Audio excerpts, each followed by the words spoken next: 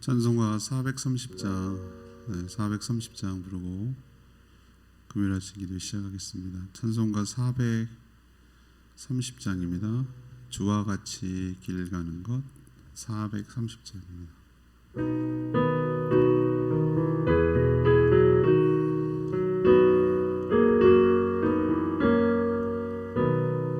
주와 같이 길 가는 것 즐거운 일 아닌가.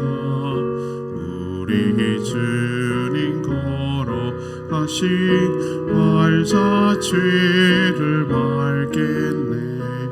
한 걸음 한 걸음 주 예수와 함께 닮아 우리 걸어가리. 어린아이 같은 우리 미련하고 약하나 주의 손에 이끌리어 생명길로 가겠네. 한 걸음 한 걸음 주 예수와 함께 날마다 날마다 우리 걸어가리. 꽃이 피는 들판이나 험한 골짜기라도 주가 인도하는 대로 주와 같이 가겠네. 한 걸음 한 걸음 주 예수와 함께 날마다 날마다 우리 걸어가리. 일선 지자의 녹같이 우리들도 천국에 울려 올라갈 때까지 주와 같이 걷겠네. 한 걸음 한 걸음 주 예수와 함께 날마다 날마다 우리 걸어가리. 찬양집 474장입니다. 찬양집 474장 나 무엇과도 주님을 바꾸지 않으리 474장입니다.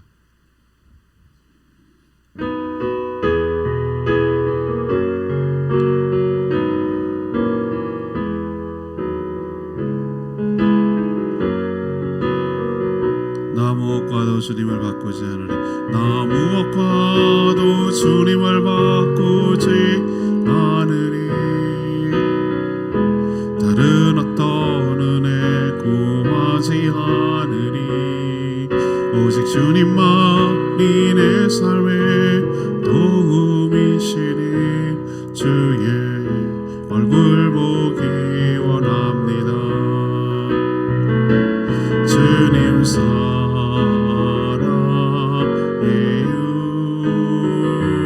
온 마음과 정성 다해 하나님의 신실한 친구 되기 원합니다.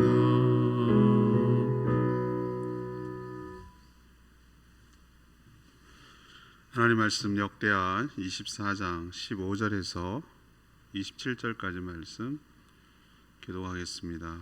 오늘은 11월 6일 금요일 아침입니다. 11월 6일자 본문 역대하 24장 15절에서 27절 구약성경 688쪽입니다.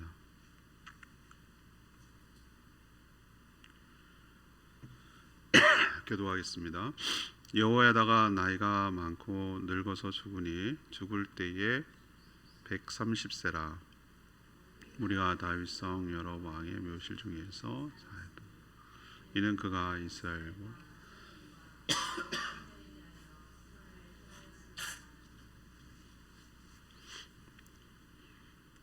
여호와에다가 죽은 후에 유다 방백들이 와서 왕에게 절하매 왕이 그들의 말을 듣고 그의 조상들의 하나님 여호와의 전을 버리고 아세라 목상과 우상을 섬겼으므로 그 죄로 말미암아 진노가 유다와 예루살렘에 임하니라. 그러나 여호와께서 그들에게 선지자를 보내사 다시 여호와에게로 돌아오게 하려 하심에 선지자들이 그들에게 경고하였으나 듣지 아니하니라.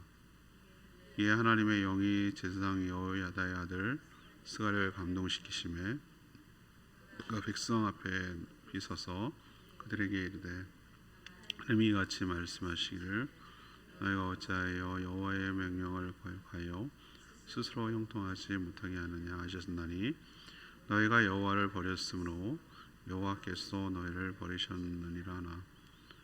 우리가 함께 꾀하고 왕의 명령을 따라 그를 여호와의 전뜰 안에서 돌로 쳐 죽였더라. 여호아스 왕이 이와 같이 스가랴의 아버지 여호와에다가 베푼 은혜를 기억하지 아니하고 그의 아들을 죽이니 그가 죽을 때에 이르되 여호와는 감찰하시고 신원하여 주옵소서 하니라. 1주년 말에 아람 군대가 요아스를 치려고 올라와서 유다와 예루살렘에 이르러 백성 중에서 모든 방백들을 다 죽이고 노래간 물건을 다메섹 왕에게 보내니라. 아람 군대가 적은 무리로 왔으나 여호와께서 심히 큰 군대를 그들의 손에 넘기셨으니 이는 유다 사람들이 그의 조상들의 하나님 여호와를 버렸음이라. 이와 같이 아람 사람들이 요아스를 징벌하였더라. 요아스가 크게 부상함에 적군이 그를 버리고 간 후에 그의 신하들이 제사장 여호야다의 아들들의 피로 말미암아 반역하여 그를 그의 침상에서 쳐 죽인지라. 다윗성에 장사하였으나 왕들의 묘실에는 장사하지 아니하였더라. 반역한 자들은 암몬 여인 시므아스의 아들 사박과 모압 여인 시므리의 아들 여호사밧이더라. 요아스의 아들들과 아들들의 사적과 요아스가 중대한 경책을 받은 것과 하나님의 저를 보수한 사적은 다 열왕기 주석에 기록되니라. 그의 아들 아마샤가 대신하여 왕이 되니라. 아멘. 요아스는 영적 스승인 여호야다가 죽자 갑자기 타락하여 변절했습니다. 신하들의 말을 더 들어 우상 숭배에 빠진 것이죠. 하나님이 보낸 선지자들의 경고도 무시했습니다. 여호야다의 아들 스가랴의 책망 건 하나님의 말씀이었죠. 성령이 충만한 그 말에 분노해서 공모해가지고 백성들 통해 성전 안에서 돌로 쳐 죽입니다. 결국 아람 군대가 침략해서 요아스와 유다를 징벌하죠. 이건 하나님이 그렇게 하신 겁니다. 이 과정에서 요아스는 큰 부상을 입었고 또 신하들의 반란으로 비참하게 최후를 맞는 이야기, 이게 요아스 이야기입니다. 오늘 질문은 요아스 일생을 보면서 얻는 교훈이 뭔가, 이게 오늘 질문입니다. 먼저 15절에서 19절까지 말씀, 영적 스승을 잃을 때 타락하기 시작한다는 걸 우리에게 보여줍니다.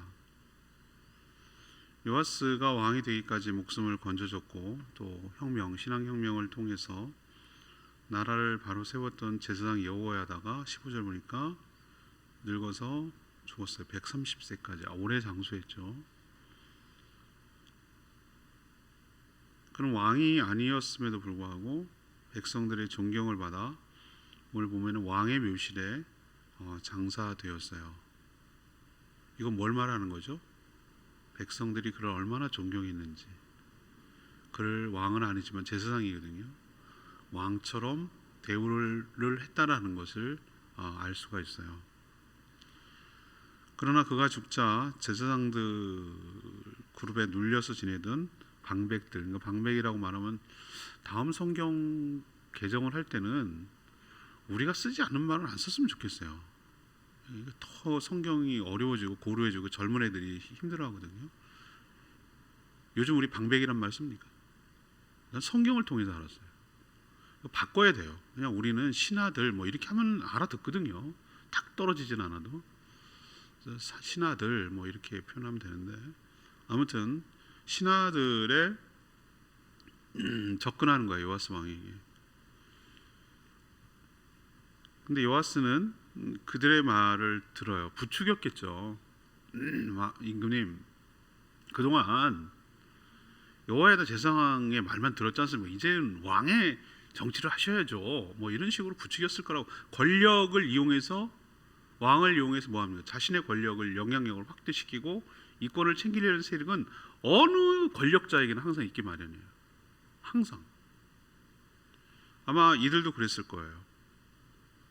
그리고 전에 하던 거는 다른 정책을 펴야 자기의 색깔이 드러나니까 신하들이 뭐라고 그러냐면은 여호와 버리고 아세라 목상, 알고 아세라 목상 성전 버리고 섬기라고 부추겼고, 거기 또 동조를 하는 거예요. 어린애 같죠? 반대로 해야 자기다워 보인다고 생각하니까. 하나님이 그 여러 선지자들을 통해서 경고하셨어요. 19절에 보니까. 근데 요아스는 뭐예요? 듣지 않았어요. 하나님의 입장에서 나름 노력하신 거예요. 잘 나가던 요아스가 왜 이렇게 됐을까요? 그는 자신을 아끼며 바르게 인도하던 영적 스승이라고 할 수 있는, 스승을 넘어서 영적 아버지 같은 존재죠. 아버지는 뭐 비참하게 죽었는데요, 뭐 여호람이. 그래서 자기를 6년 동안 숨겨서 키워줘, 왕으로 세워줘. 이건 뭐 고모부인데, 인척으로 치면 고모부고, 아버지 같은 고모부고, 스승이고, 어른이고, 뭐 여러 가지 의미에서 스승이란 말이에요. 요아스는 여호야다는 육신의 아버지보다 더 귀한 존재였어요. 항상 하나님의 율법대로 통치하도록 왕을 조언하고 이끄는 그런 인물이에요. 백성들의 존경도 받고. 근데 그가 죽고 바른 인도, 지도를 받지 못하자 어떻게 됩니까? 결국 왕은 타락하고 말았다라는 것을 우리에게 보여줘요. 자, 그러면 우리는 이 말씀을 통해서 어떻게 교훈을 얻어야 되겠습니까?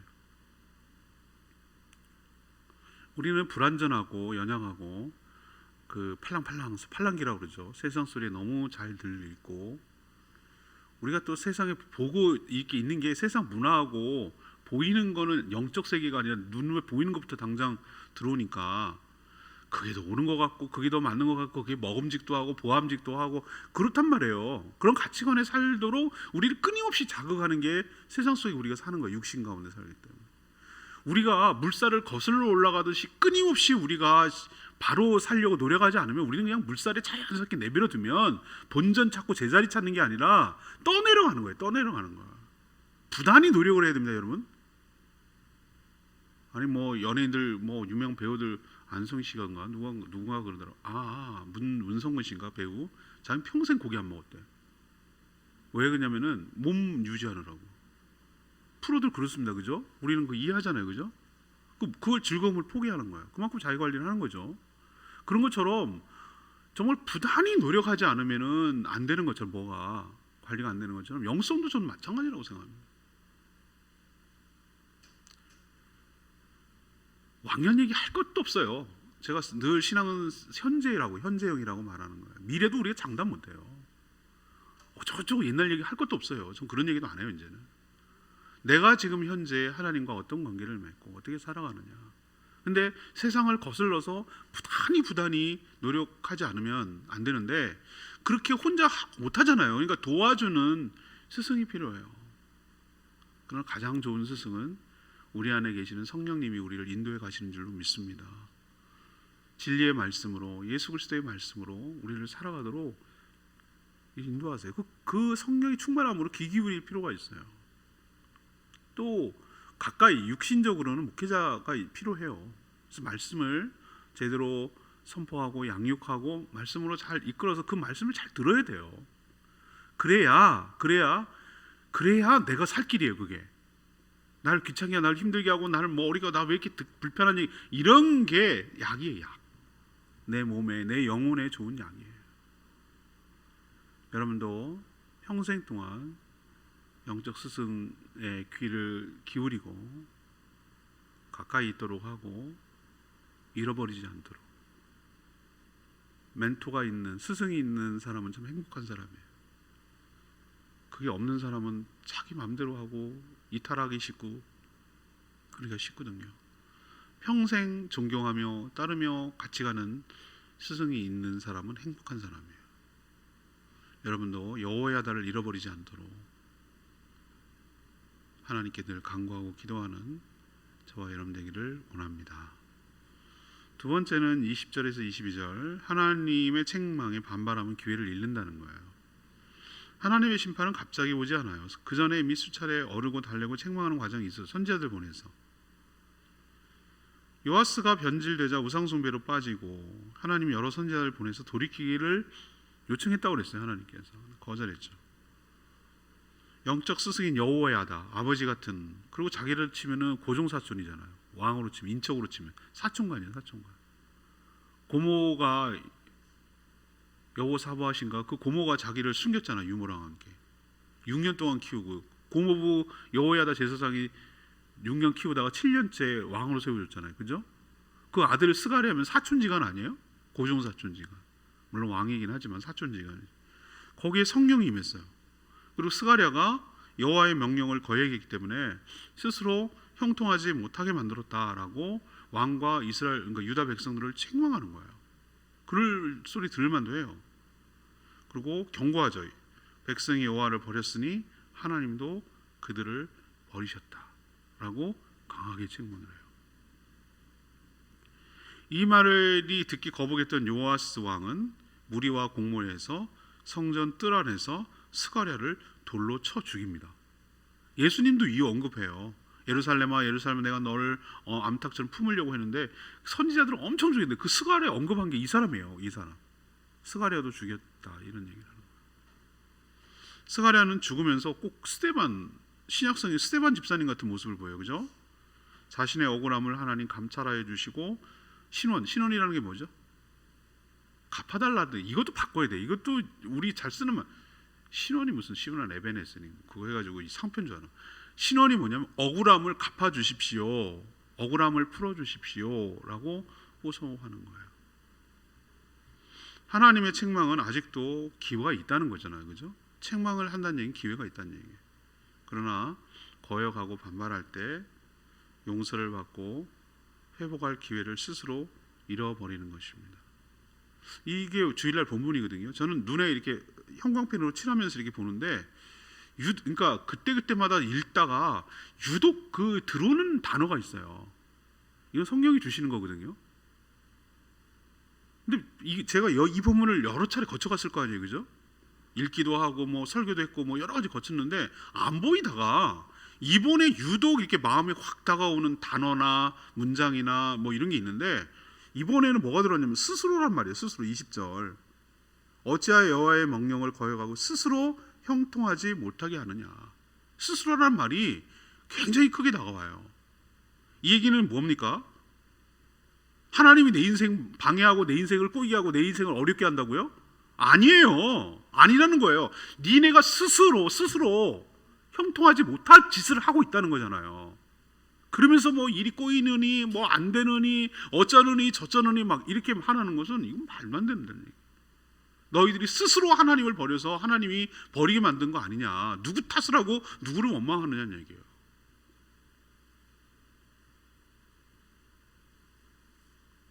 우리도 몇 번 주일 설교도 하고 이번에 또 한 번 설교합니다만, 성경의 70-80%는 하나님께서 우리의 잘못을 책망하고 경고하고 이런 말씀이 많아요. 우리가 워낙 패역하니까 이스라엘 백성들처럼 완고하고 고집스럽고 그렇잖아요. 그런데 거기서 갈려요. 거기서 그 얘기를 뭐라고 하면은 듣기 싫고 거부하고 이런 식으로 왕의 권력을 이용해서 옳은 소리를 하고 하나님의 뜻을 성령 충만해서 전달하는 것 뿐인데 자기가 고모부 봐서라도 그러면 안 되죠. 맞죠? 오늘 22절에 뭐라고 그랬어요? 요아스 왕이 이와 같이 스가랴의 아버지 여호야다가 베푼 뭐를? 은혜를 이렇게 배은망덕하다는 거 아닙니까? 맞죠?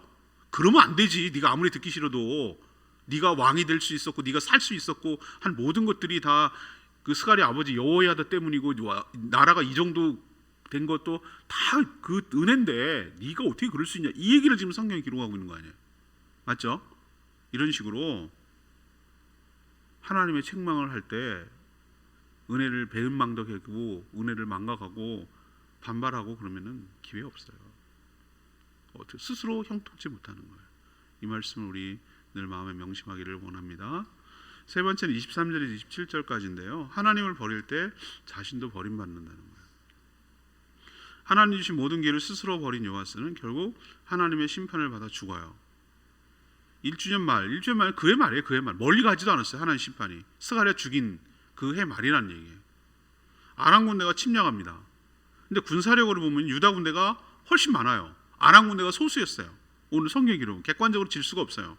그런데 하나님이 오히려 아람 군대 편에 서주셨어요. 왜? 징벌하려고. 예루살렘에 들어가서 그렇게 아첨하고 권력을 이용해서 나눠 먹으려고 하던 방백들, 신하들, 요아스 눈을 가리고 우상숭배로 타락하게 만든 그 신하들 다 죽였어요. 이것도 일종의 심판입니다. 그리고 노략했다고 그랬어요. 노략. 그 여러 보물들 이것들 다 해가지고 다마스커스, 아람의 수도죠. 지금의 시리아의 수도죠. 다메섹으로 옮겼다고 그랬어요. 그걸로 보내버렸어요. 성경은 이 사건을 뭐라고 해석을 합니까? 24절에 이 모든 것은 유다 왕과 백성들이 여호와를 하나님을 버렸기 때문에 하나님이 아람 군대를 사용하여 뭐한 것이다? 징벌하신 거라고 표현하고 있잖아요. 아람 군대가 침략하는 과정에서 신하들, 방백들은 다 죽었고 요아스 왕도 심한 부상을 입습니다. 일어나지 못할 정도로. 그리고 여호야다의 아들 그 스가랴를 왕이 죽이는 것을 보고 불만을 품었던, 이럴 수 없지, 이러면 안 되는 것이지 라고 생각했던 신하 2명이 있어요. 하프, 그러니까 피가 섞였어요. 완전한 유대인은 아니고 뭐 여러 가지 소외됐던 사람으로 보이는데 뭐 그걸 명분으로 했는지 모르겠지만 아무튼 2명이 요아스 왕을 침상해서 죽입니다. 그래서 그냥 비참하게 일좀 반란이죠. 더 비극적인 거 알려드릴까요? 요아스는 죽었는데 왕들의 묘실에 장사되지 못했어요. 들어가지 못했어요. 왕인데도 불구하고. 제가 아까 서도에 뭐라고 그랬습니까? 여호야다 죽었을 때 어떻게 했어요? 제사장인데도 불구하고, 왕이 아닌데도 불구하고 왕의 묘실에 안치된 것과 정말 대조를 이루지 않나요? 제가 그게 눈에 들어오더라고요. 이야, 이렇게 차이가 나나? 스가랴의 예언이 맞았어요. 하나님을 네가 버렸으니 하나님은 널 버렸다고. 하나님께 버림받은 인생이 어떤지를 요아스의 죽음을 통해 뚜렷하게 보여준 줄 압니다.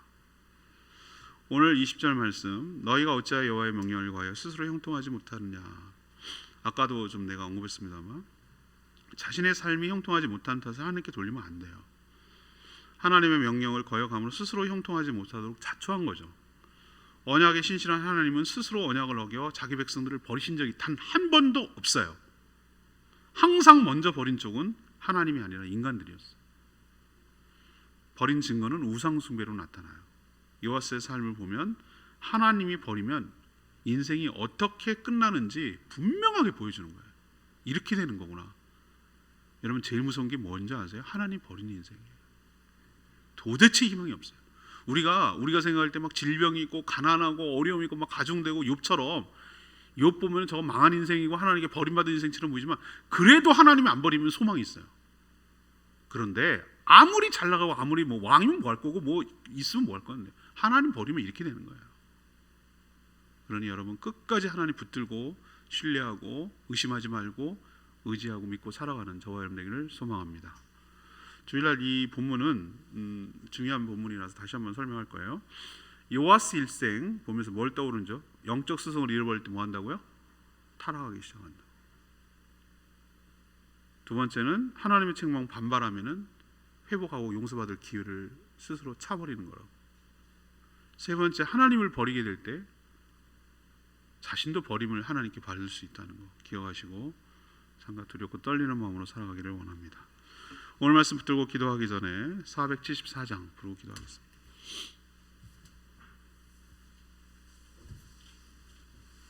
찬양집 474장이면 나 무엇과도 주님을 바꾸지 않으리.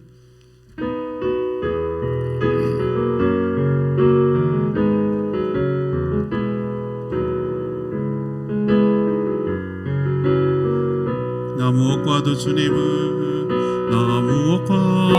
주님을 바꾸지 않으리. 다른 어떤 은혜 구하지 않으리. 오직 주님만이 내 삶의 도움이시니 얼굴 보기 원합니다. 주님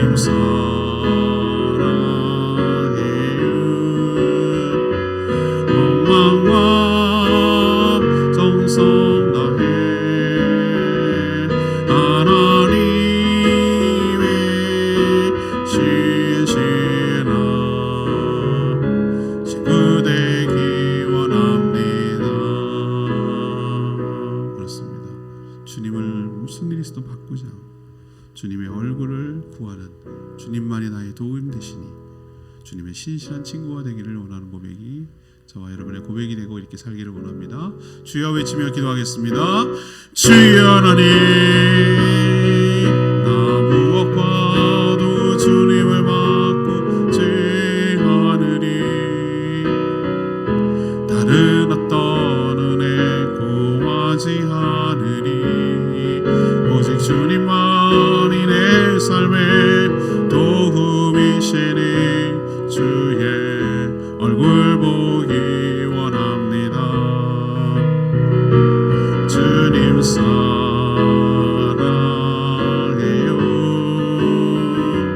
온 마음과 정성 다해 하나님의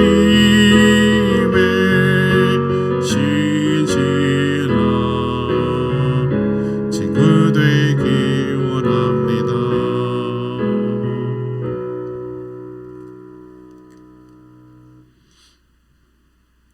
하나님, 요하스를 보면서 많은 교훈을 얻습니다.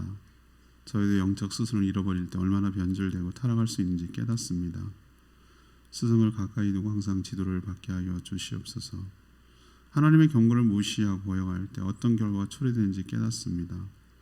하나님을 버리면 하나님도 버릴 수 있음을 알게 되었습니다. 하나님이 버린 인생이 얼마나 비참하게 끝나는지 요하스를 보면서 깨닫게 하여 주시옵소서. 하나님이 경고하시고 책망할 때 속히 돌이켜 죽지 않게 하여 주시옵소서. 끝까지 신실하게 살도록 저희 삶을 인도하여 주시옵소서. 오늘도 하나님 앞에 간구하는 모든 기도마다 응답하여 주시고 모이는 목장들마다 은혜가 쏟아지게 하여 주시고 계속되는 다니엘 기도를 통해서 큰 은혜 받고 변화되는 역사가 있게 하여 주시옵소서. 오늘도 주님과 동행하는 복된 하루 되기를 원하옵고 예수 그리스도의 이름으로 축복하며 기도합니다. 아멘. 오늘 하루도 주님의 은혜 가운데 살기를 축복합니다. 충분히 기도하고 하루 시작합니다.